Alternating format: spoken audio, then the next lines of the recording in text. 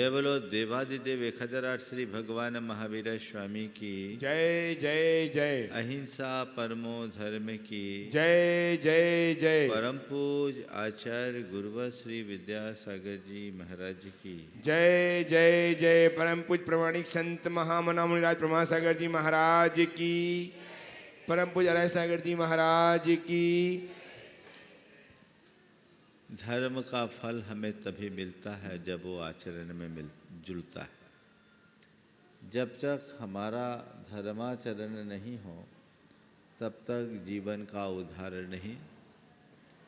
व्रत संयम धर्माचरण के वो प्रधान अंग है जिसके माध्यम से हम अपने जीवन का पथ प्रशस्त कर सकते हैं। विगत दिनों से इसी आशय की बात आप सबके मध्य लगातार चल रही है। मोक्ष मार्ग सम्यक दर्शन, सम्यक ज्ञान और सम्यक चारित्र का नाम है। हमने सम्यक दर्शन, सम्यक ज्ञान के बाद सम्यक चारित्र के क्रम में चर्चा में कहा था कि दो प्रकार का चारित्र है, एक श्रावकाचार और दूसरा श्रमणाचार। श्रावकाचार्य की चर्चा में 5 महाव्रत, 5 अनुव्रत, 3 गुणव्रत, 4 शिक्षा व्रतों की चर्चा हुई। और अब उसके बाद संयमाचरण आचार्य कुंद की दृष्टि में क्या है और संयमाचरण पालन करने वाले संयत जनों का जीवन कैसा होता है, आज से उस संदर्भ में चर्चा होगी। और उसमें मार्गदर्शन देते हुए आचार्य कुंद कहते हैं, पंचेन्द्रिय संवरणम पंचवया पंचविंश क्रियासो पंचसमदितय गुत्तो संयम चरणम निरायारम। 5 इंद्रियों को जीतना, पंचेन्द्रिय संवरणम 5 इंद्रियों का निरोध करना, 5 पंचवया 5 महाव्रतों का पालन करना, पंचविंश क्रियासु 25 क्रियाएं जो 5 महाव्रतों की रक्षा के लिए भाए जाने वाली भावना, पंच समिदो 5 समितियों से युक्त होना, और तय गुप्तो 3 गुप्तियों से जो युक्त होते हैं उनका संयमाचरण होता है, जो निरागार अनगार साधुओं में होता है। अभी तक हमने श्रावकाचार्य की बात की, अब बात श्रमणाचार्य या मुनि आचार्य की कर रहे हैं। मुनि आचार्य को हमें 2 अर्थ में समझना। पहला कि हम मुनियों के संपर्क में सानिध्य में रहें तो उनकी चर्या क्रिया के मूल्य और महत्व को समझते हुए अपना आचार विशुद्ध बनाएं, अपने चरित्र को उस अनुरूप निर्मल बनाएं, तदनुरूप अपने चरित्र को ढालें। मतलब हम मुनियों की चर्या को जब तक नहीं जानेंगे तब तक सच्चे अर्थों में मुनियों की सेवा नहीं कर पाएंगे। और दूसरी बात, हम मुनियों के उस चरित्र को जानकर अपने अंदर वैसी क्षमता और योग्यता विकसित करें ताकि हम मुनि बने तो वैसा कर सकें। मुनिचर्या मुनियों को नापने के लिए मत पढ़ना। कुछ लोग हैं जो मुनिचर्या इसलिए पढ़ते हैं कि देख ले मुनि महाराज मूलाचार के अनुरूप चल रहे हैं कि नहीं चल रहे हैं। अच्छी बात है, तुम दूसरों को नाप रहे हो, खुद को तो नाप के देखो कि आखिर तुम हो कहाँ। अपनी स्थिति को समझने की कोशिश करो। हालांकि प्रत्येक मुनि को अपनी चर्या और क्रिया उसी अनुरूप करनी चाहिए जैसा शास्त्रों में वर्णित है। आगम चक्षु साहु ये शास्त्रों का शाश्वत विधान है। जैसा आगम में है उसी अनुरूप अपनी प्रवृत्ति करें। आगम के आँख से देख करके ही चले और क्रिया करें, और मुनिजन ऐसा करते ही हैं। लेकिन मुनिचर्या को जानने और समझने का अर्थ ये नहीं कि हम उनको नापें, हम तो उनके अनुरूप चर्या कराएं, उनके अनुकूल वृत्ति करें, और साथ ही साथ स्वयं कभी मुनि बनने का भाव हो तो अपनी आत्मा में ऐसी योग्यता और पात्रता को क्रमशः विकसित करें। यदि हम ऐसा करने में सफल होते हैं तो निश्चित वह हमारे जीवनोत्थान का एक बड़ा आधार बनता है। आज बात की जा रही है मुनिचर्या की। मुनि महाराज पंचेन्द्रिय संवरणम 5 इंद्रियों का संवर सबसे पहले करते हैं। देखिए, साधु का जीवन त्यागमय होता है, संयममय होता है, और संयम में सबसे पहली आवश्यकता इंद्रियों पर संयम रखने की। जब तक हमारी विषयों में प्रवृत्ति होगी, हम अपने जीवन को सही मार्ग पर नहीं लगा सकते। मुनिजन पंचेंद्रिय को जय करते हैं, तो इसका मतलब ये नहीं कि आम श्रावक भी पंचेंद्रिय जय न कर सके। पंचेंद्रिय जय का अभ्यास यदि आप श्रावक अवस्था में करोगे तो मुनि बन करके उसका पूर्ण लाभ दे सकोगे। इसलिए सबसे पहली बात है पंचेंद्रिय संवरणम। 5 इंद्रिय और उनके विषय हमें भटकाते हैं। सच्चे अर्थों में देखा जाए तो विषयों की लोलुपता ही हमारी अशांति का मूल है, क्योंकि जिस मनुष्य के हृदय में जितनी अधिक विषय लोलुपता होती है उसके अंदर उतनी अधिक आसक्ति होती है, और जिसके अंदर जितनी आसक्ति होती है उसके हृदय में उतनी आकुलता होती है, और जितनी आकुलता होती है उससे उतना दुख होता है। लोलुपता से आसक्ति, आसक्ति से आकुलता, और आकुलता से दुख है। ये क्रम बना हुआ है। आप दुखों से मुक्त होना चाहते हो? होना चाहते हो? होना चाहते हो कि नहीं होना चाहते? होना चाहते हैं तो क्या करो? अपनी आकुलता को कम करो। आकुलता को घटाना चाहते हैं तो क्या करो? आसक्ति को नियंत्रित करो। और आसक्ति को कम करना चाहते हैं तो क्या करो? लोलुपता से मुक्त हो जाओ। और लोलुपता से मुक्त कौन होगा? जिसके हृदय में इंद्रिय विषयों के प्रति लगाव नहीं होगा। ये सब चीज़ें एक दूसरे के साथ लिंक बनी हुई है। इंद्रिय विषयों के प्रति लगाव भटकाव का कारण है, और इंद्रिय विषयों का नियंत्रण जीवन में ठहराव लाता है। क्या चाहते हो, भटकाव या ठहराव? विषय हमें भटकाते हैं। 5 इंद्रिय है और इनके विषयों को हम क्रम से नियंत्रित करें। मुनिराज तो जितने भी अनुकूल हो या प्रतिकूल, इष्ट हो या अनिष्ट, 5 इंद्रियों के विषयों को तटस्थ भाव से जानते और देखते हैं। हम भी अपने इंद्रियों को जीतें। सवाल है, इंद्रिय जय कैसे करें? इंद्रिय जय कैसे करें? साधु जन साधना के मार्ग में चलते हुए 5 इंद्रियों का संवर करते हैं। पंचेंद्रिय जय उनका एक मूल गुण है। हमने सुन लिया पंचेंद्रिय जय साधु जन करते हैं, तो साधु जन भी कैसे करते हैं? साधु तो पंचेंद्रिय के पूरी तरह से निरोध करते ही हैं, पर जो सज्जन है वह भी इंद्रियों पर अंकुश रखता है। तुम साधु बनो या न बनो, आज सज्जन हो तो अपने मन का अंतः परीक्षण करके देखो कि मेरे अंदर की क्या परिणति है। मैं कितना अधिक इंद्रियों के अधीन हूँ, अथवा मेरा इंद्रियों पर कुछ नियंत्रण है। नियंत्रण है भी कि नहीं, ये समझने की ज़रूरत है। आज मैं आप सबसे यही कहूँगा कि इंद्रिय जय कैसे करें। इंद्रिय जय कैसे करें, है ना? 4 बातें करूँगा। निषेध, नियंत्रण, शुद्धि और सिद्धि। 4 बातें। क्या? निषेध, नियंत्रण, शुद्धि और सिद्धि। प्रायः हर व्यक्ति की यह मनस्थिति है। कोई भी मनोनुकूल चीज़ें सामने घटती है, मन उधर भागता है कि नहीं? कोई सुंदर रूप दिखा, मन आकृष्ट हो गया। कोई सुंदर गीत सुना, मन उधर आकृष्ट हो गया। कोई अच्छी गंध आई, मन उधर भाग गया। कोई अच्छा स्पर्श आया, मन उधर भाग गया। कुछ अच्छी चीज़ का स्वाद लगा, मन उसमें चिपक गया।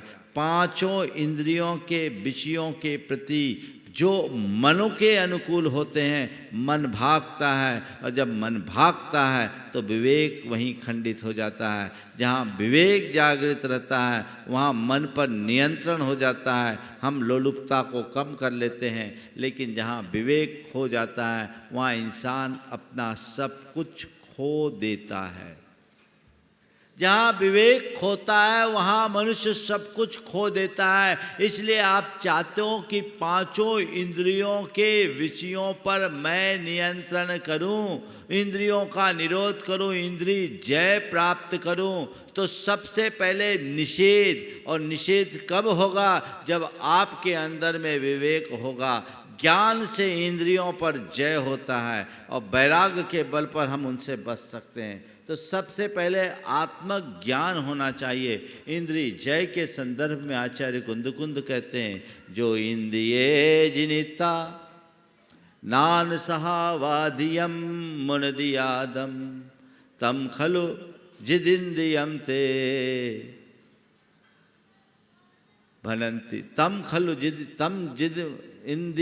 खलु जिदिंद्रियन्ते भनंति लोयपदी वैरा। जो इंद्रियों को जीतकर अपने ज्ञान स्वरूप आत्मा को जानता है वही साधु जितेंद्रिय होता है।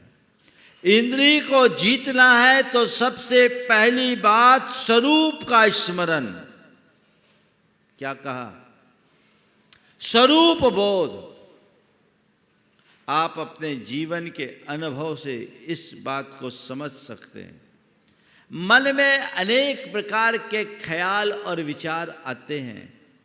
बहुत सारे वस्तु और व्यक्तियों पर या इंद्रिय विषयों पर चित्त आकृष्ट होता है, मन करता है, लेकिन आप उधर नहीं जाते। क्यों? उस समय आपको ये ख्याल आता है, भैया ये कार्य मेरे लायक नहीं है ना, ये कार्य मेरे लायक नहीं है। एक व्यक्ति जो कभी स्मोक करता हो, लेकिन स्मोक करने वाला व्यक्ति भी जिसने अभी तक अपने माँ बाप के सामने कभी स्मोक नहीं किया, माँ बाप का लिहाज रखा, तो वो क्या करेगा? माँ बाप के सामने वो स्मोक नहीं करेगा। क्यों? उसने अपने मन में बना रखा है कि ये स्मोकिंग उनके सामने करने लायक नहीं है। कोई कार्य कितना भी बड़ा पाप है, जिस कार्य के लिए व्यक्ति को अपने विवेक की जागृति, अपने स्वरूप का बोध है, तो वो व्यक्ति अकार्य नहीं कर सकता। मैं आपसे कहता हूँ, आपसे कोई व्यक्ति कोई बड़ा अपराध करने के लिए कहे, कर लोगे क्या? क्यों? ये कार्य मेरे लायक नहीं है। तो जैसे अपराध को हम अपने स्वरूप बोध के कारण करने से बचते हैं। एक नादान बच्चा जिसे अपने हिताहित का कोई बोध नहीं है, उसे को उकसाए तो हो सकता उकसावे में आकर वो जघन्यतम अपराध भी कर दे। लेकिन एक समझदार व्यक्ति जिसे अपनी असलियत का पता है, वो कभी ऐसा करना चाहेगा क्या? कतई नहीं, वो कर ही नहीं सकेगा, क्योंकि उसे अपने स्वरूप का बोध है। ठीक इसी प्रकार जो कार्य मेरे करने के योग्य है वो कार्य मैं नहीं करूँगा, बशर्ते मुझे मालूम हो। जैसे मैं मुनि हूँ, हर पल मुझे इस बात का स्मरण होता है, श्रमणोहम, मैं श्रमण हूँ। तो मुझे मेरा ये स्वरूप बोध मुझे श्रामण्य के अयोग्य कार्य करने से बचाता है।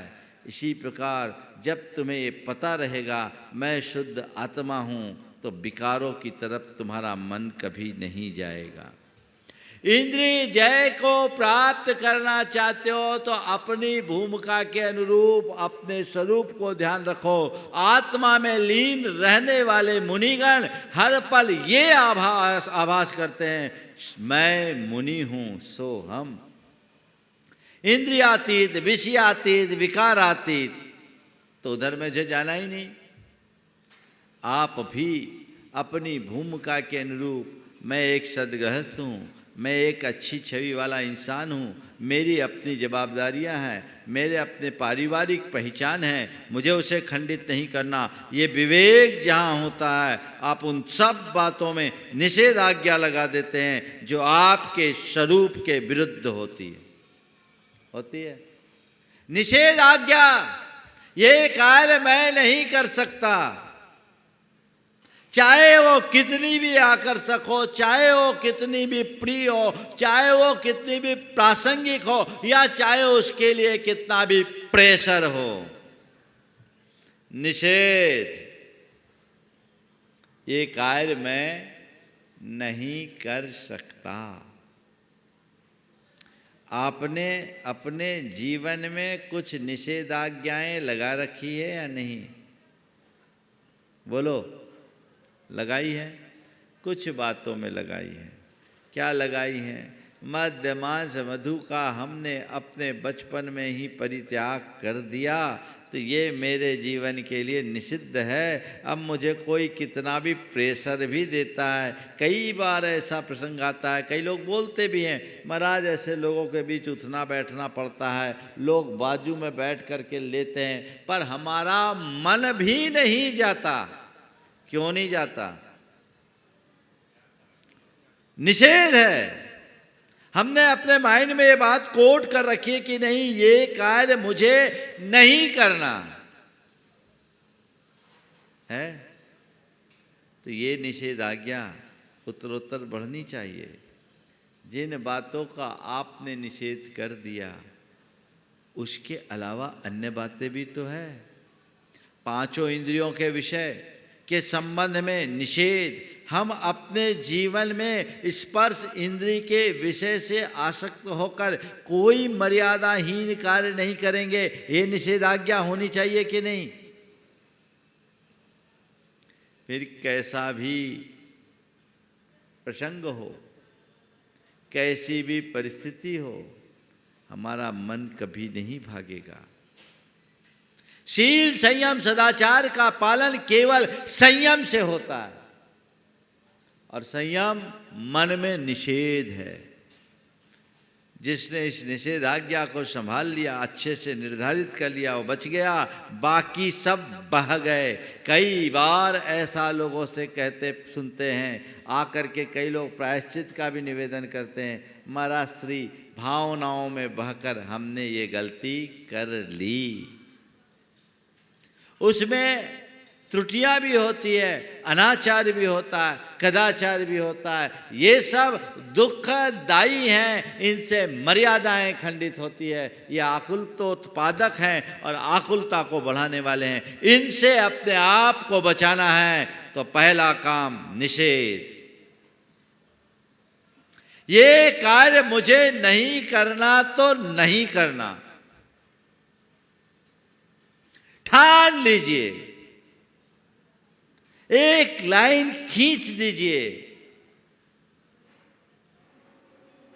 तो आज पांचों इंद्रियों के विषयों की एक सीमा रेखा खींच दीजिए। अगर आपने वो सीमा रेखा खींची तो आपकी सुरक्षा हो गई। सीमा में सुरक्षा है। निषेध चाहिए, ये चीजें, ये मेरी लाइन है, इस लाइन का उल्लंघन मैं कतई नहीं कर सकता। मन कभी नहीं भागेगा। लेकिन जिन्होंने अपने जीवन में ऐसी कोई लाइन नहीं खींची, उनका मन कभी टिकता नहीं, टिकता नहीं। कुछ चलता रहता है।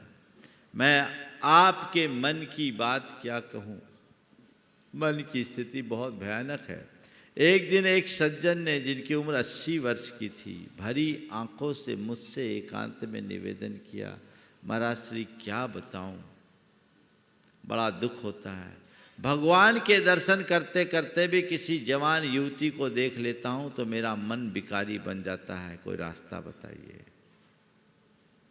उस आदमी ने तो ईमानदारी से अपने दिल की बात बता दी। उसके अंदर आत्मग्लानि भी थी। अपने मन को टटोल करके देखो, कहीं तुम्हारा मन इस तरह बहकता तो नहीं है। अगर मन बहक रहा है, भटक रहा है, तो उसी पर नियंत्रण लाना ही तो संयम है। ये पंचेंद्रिय संवरणम का एक बड़ा रूप है। इसके लिए मन में निषेधाज्ञा।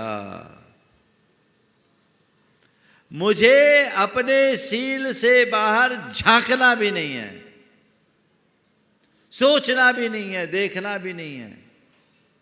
ये मन में बैठाना चाहिए। और जब ये बात मन में बैठ जाएगी तो फिर कुछ कहने की आवश्यकता ही शेष नहीं रहेगी।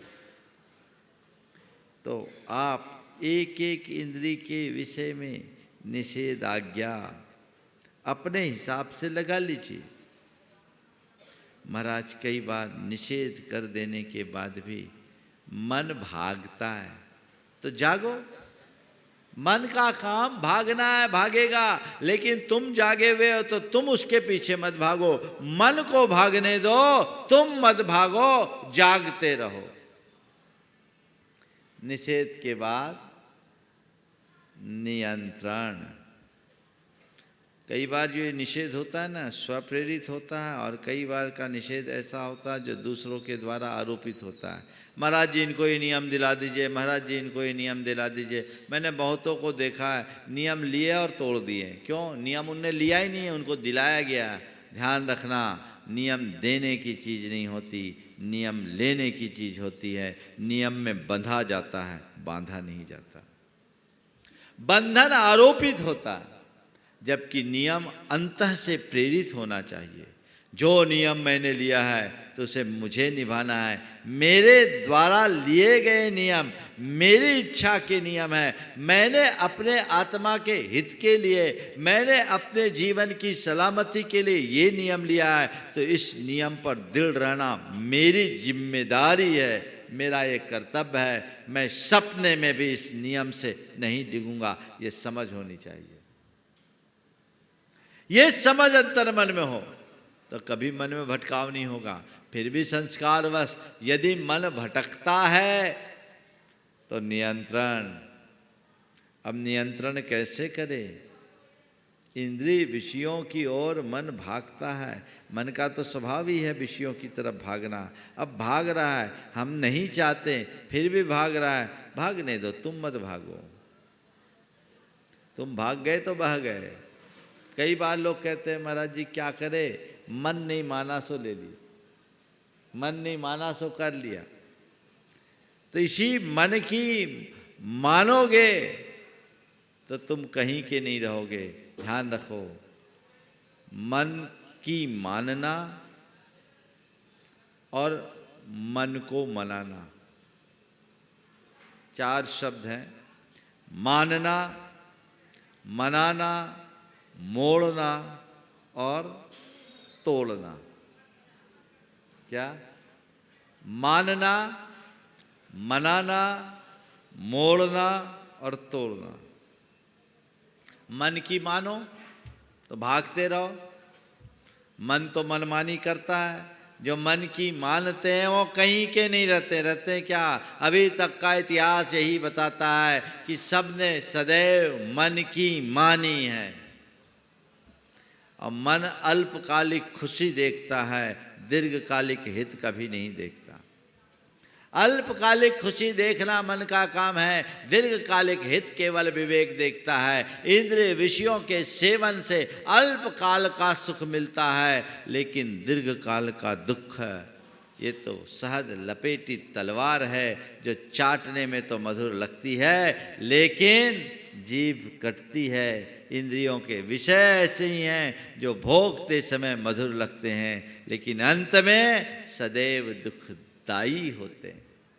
मन की मानोगे तो यही हाल होगा। तो संत कहते हैं मन की कभी मत मानो,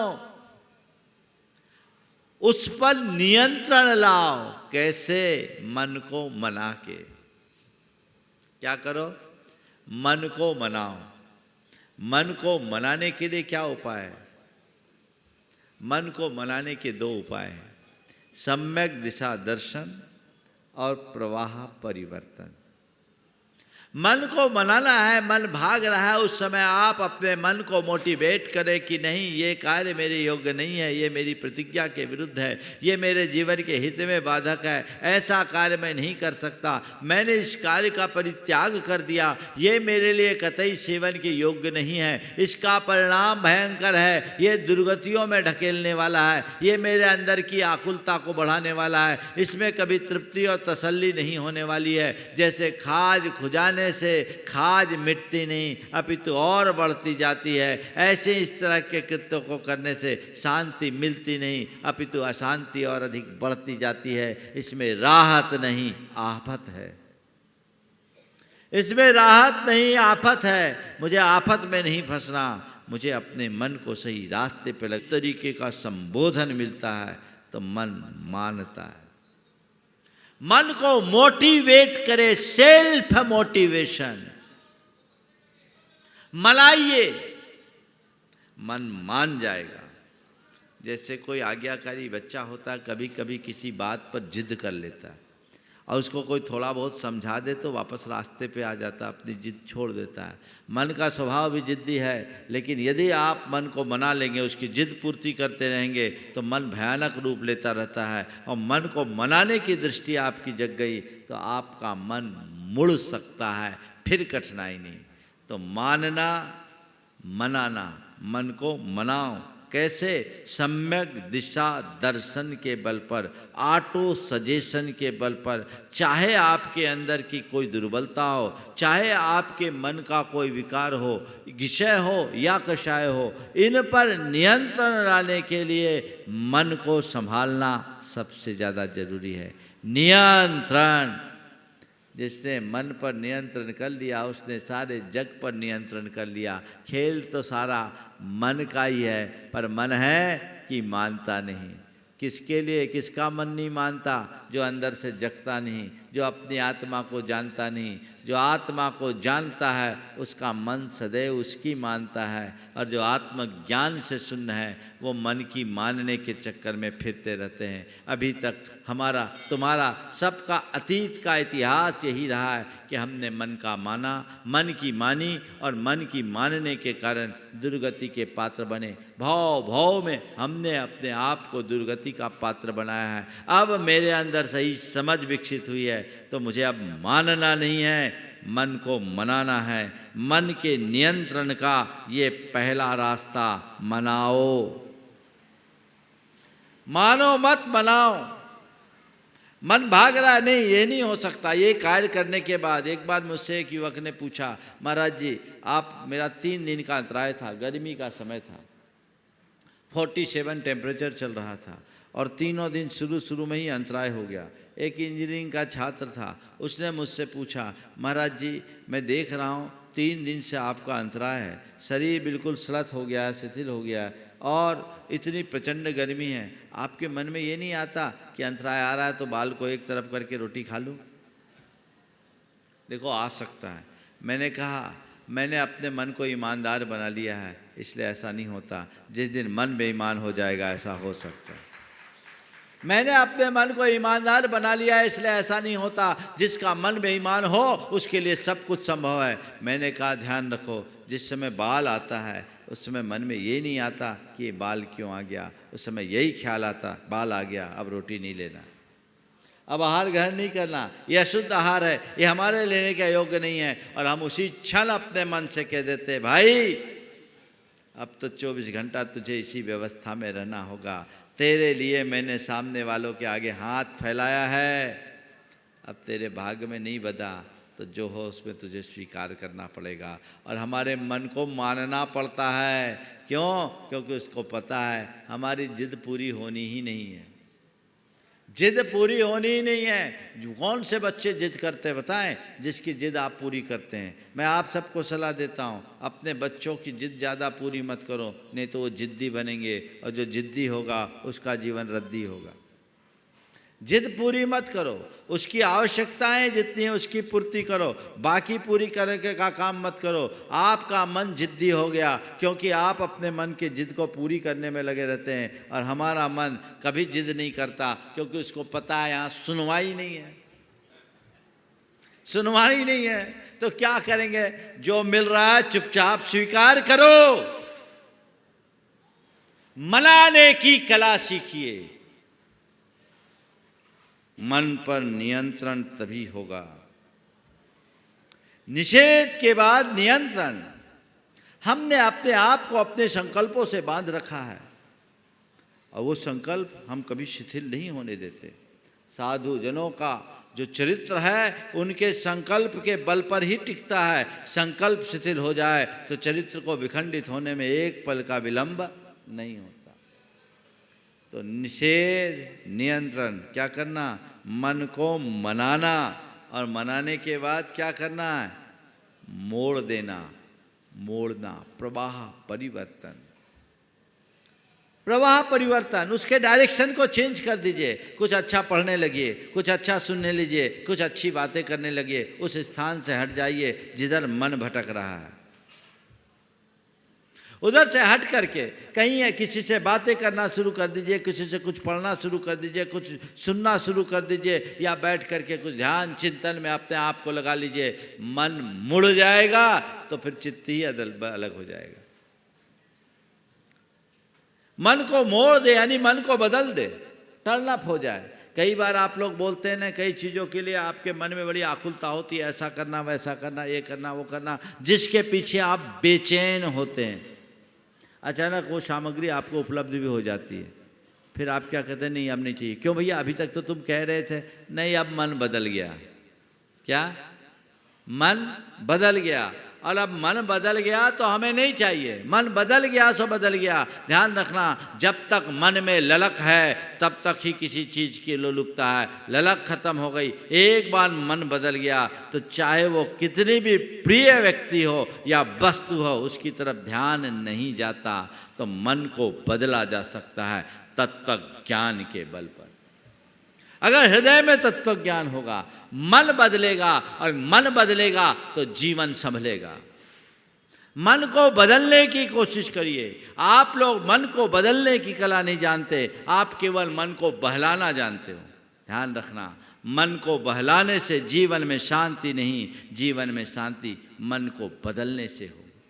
आज तुम्हारे दिमाग में कोई बात है, उसका प्रेशर है और टेंशन है। उस टेंशन को शांत करने के लिए लोग तरह तरह के आलम्बन लेते हैं। कोई लोग नशा करते हैं, कई लोग पार्टियों में जाते हैं, कोई लोग और कुछ कार्य करते हैं। इससे क्या होगा? घूमने फिरने चले गए, वापस लौट के आए तो फिर जो कि तो वही परिस्थितियां सामने खड़ी होती है और मन अशांत हो जाता है। पहले से ज़्यादा परिस्थितियां हम पर हावी हो जाती है, व्यक्ति प्रेशर में ही रहता है। लेकिन अगर ऐसी कोई चीज़ें हों, ऐसी परिस्थितियां तुम्हारे सामने बने और तुम उस समय तत्व ज्ञान का आश्रय लो और उस बात को एक्सेप्ट कर लो, ये संयोग है, मेरे पाप कर्म का उदय है, मेरी परिस्थितियाँ बुरी है, चलो अब जो है सो उसे स्वीकार करता हूँ, जो है उसे स्वीकार करता हूं। तो फिर क्या आपको कुछ लगेगा? लगेगा क्या? नहीं भाई, मन बदल गया, मन बदल गया।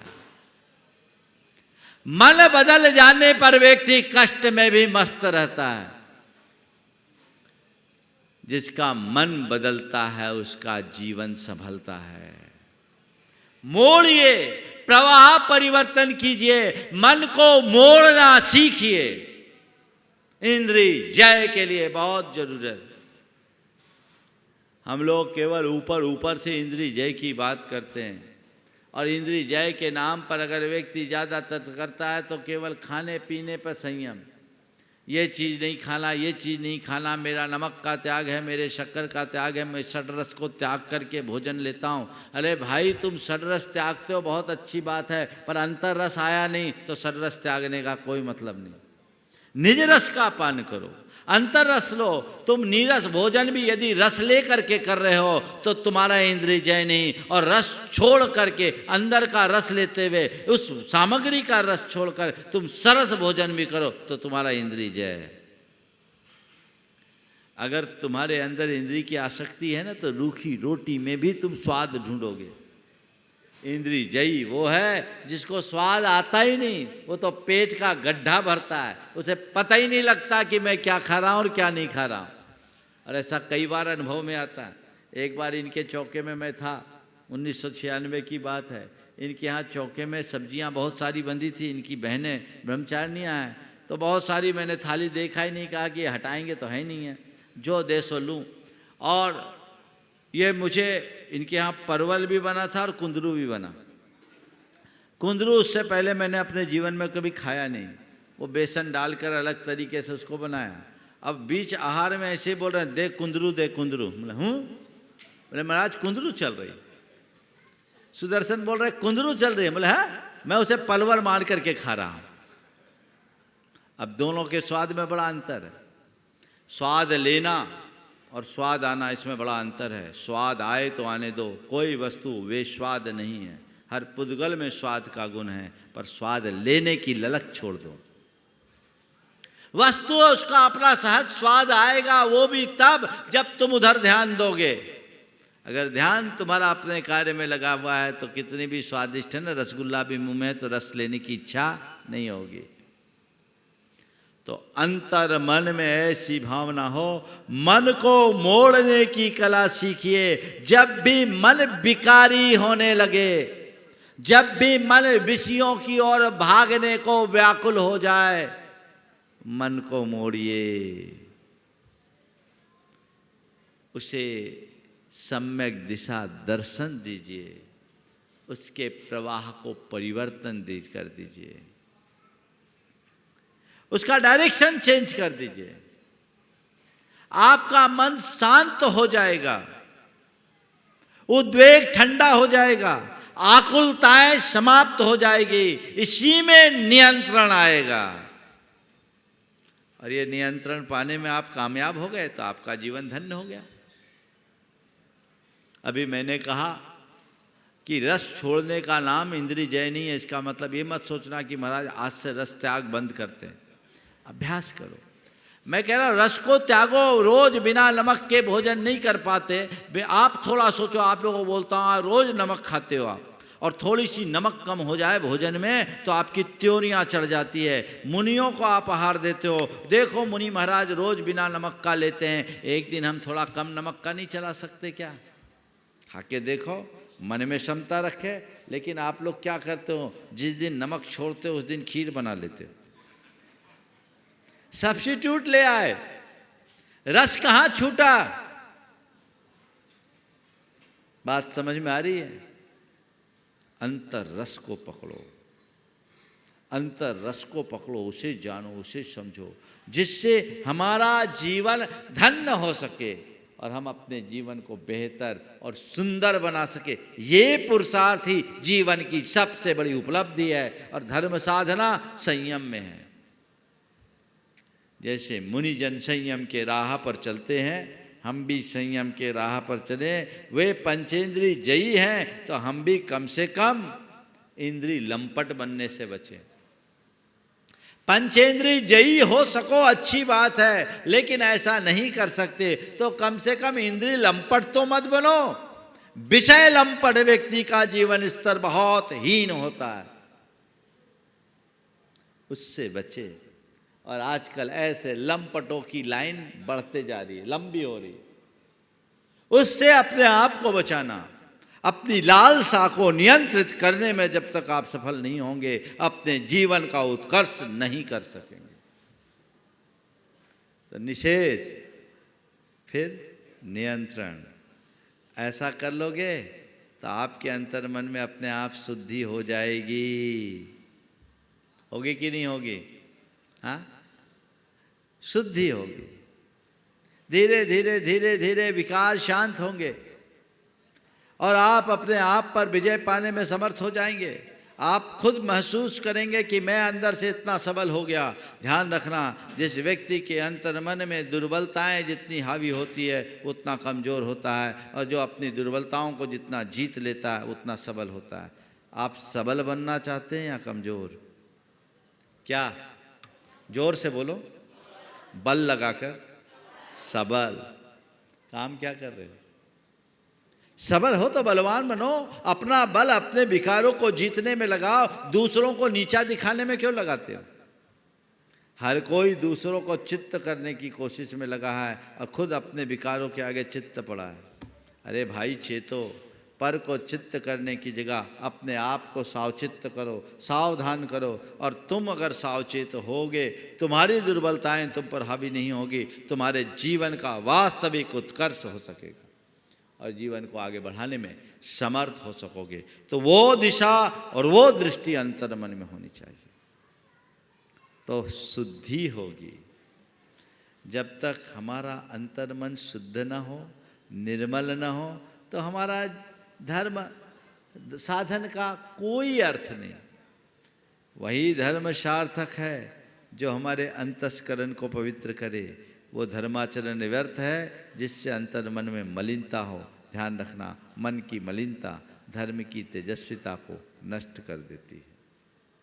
मन की मलिनता धर्म की तेजस्विता को नष्ट कर देती है। अपने मन को मलिन होने से बचाओ। अपने जीवन में धर्म का प्रताप अगर प्रकट करना चाहते हो, धर्म का सच्चा लाभ लेना चाहते हो, तो इस तरफ ध्यान दो। इंद्रिय जय करो, शुद्धि होगी। एक बार गुरुदेव के पास, अमरकंटक की बात है, रामकृष्ण परमहंस मिशन के 40 सन्यासी आए। उन्होंने गुरुदेव के सामने ये सवाल किया, गुरुदेव इंद्रिय जय कैसे करें? अब गुरुदेव तो गुरुदेव है, उन्होंने बड़े सरल शब्दों में कहा, इंद्रिय जय करना है तो एक काम करो। बोले क्या? बोले इंद्रिय का काम इंद्रियों से करो। महाराज जी हम लोग तो इंद्रिय का काम इंद्रिय से करते। बोले नहीं, इंद्रिय का काम इंद्रिय से नहीं करते। बोले कैसे? बोले आँख का काम क्या? बोले देखना। बोले आँख से देखते हो? बोले देखते हो। केवल देखते हो? बोले नहीं, ये अच्छा है, ये बुरा दिख जाता है। कान का काम क्या है? सुनना। बोले कान से क्या करते हो? बोले सुनते हो। बोले कोई सुनते हो क्या? नहीं, उसमें भी अच्छा बुरा जुड़ जाता है। आचार्य महाराज ने पांचों इंद्रियों के बारे में बोला, इसका काम क्या, इसका काम क्या, इसका काम क्या? तो बोले ये बताओ, ये अच्छा और बुरा का विकल्प आँख करती है, कान करते हैं, नाक करते हैं, मुख करता, जिह्वा करती है, स्पर्श इंद्रिय करती है। ये अच्छा बुरे का विकल्प कौन करता है? बोला ये मन करता है।